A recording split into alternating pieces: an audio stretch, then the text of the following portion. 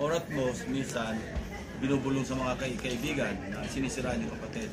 But not in front of hundreds of thousands of Filipinos, especially in a religious gathering. So, para sa akin, napaka-un-Filipino nun. Hindi natin ugaling Filipino na ganyan. No, pakinggan natin ito, no, kung paano criticize ni Lacson si Senator Amy Marcos dahil sa pagbubunyag ng masamang ugali, gawain ito sa maraming tao. Sinabi pa niya, very un-Filipino. Ganun ba? May standard pala kung paano maging Filipino. No, may requirements pala. Pakinggan natin.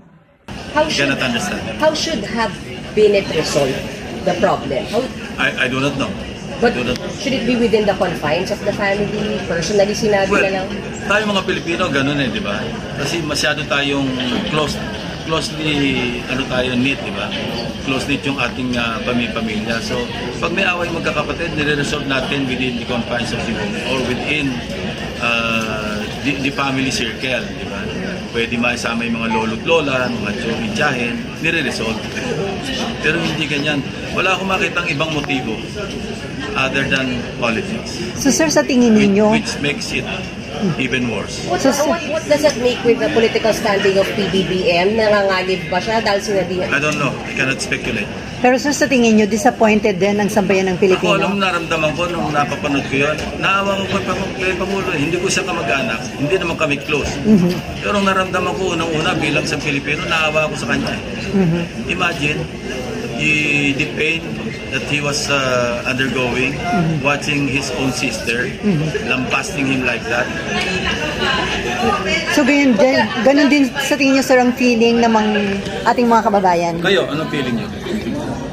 Sir, will it cause Tanongin ko kayo, anong naramdaman nyo?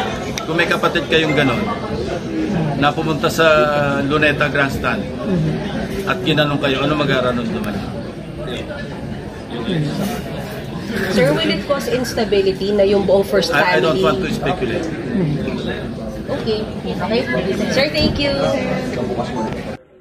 No, Senator Lacson, no, based on your previous mga statements, you are quick to defend Marcos.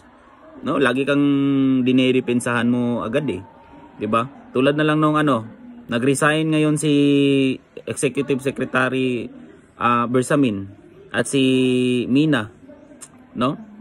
Tapos sila na naman yung naging scapegoat ngayon, no, na nagmi-misinterpret daw or nagmi-misrepresent sa president para mag-insert ng 100 billion para magnakaw, no?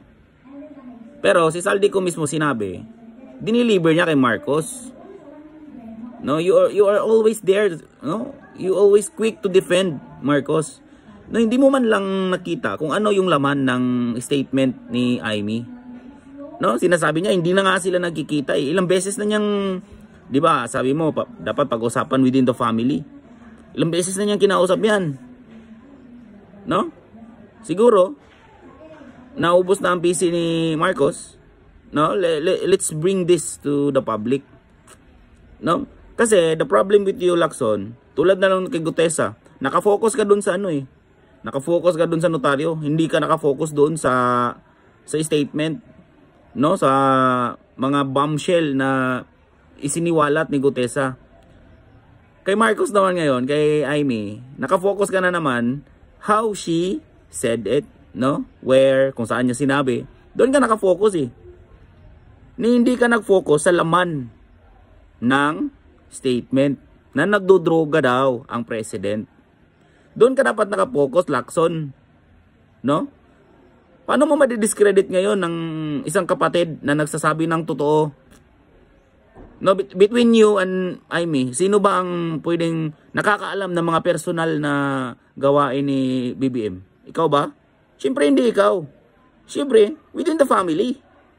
Dapat doon ka nakafocus. Huwag kang mag-focus doon kung paano niya sinabi, saan niya sinabi. No? Mag-focus ka sa laman ng kung ano ang sinabi. Ang sinabi niya, meron tayong presidenteng nagko-cocaine, nagmamariwana.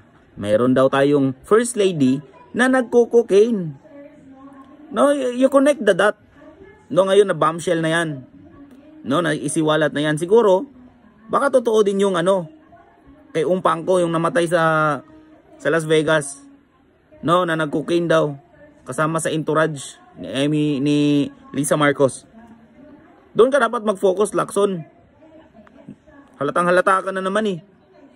Binoto pa naman kitang presidente. Di ba? Ito yung mga budol.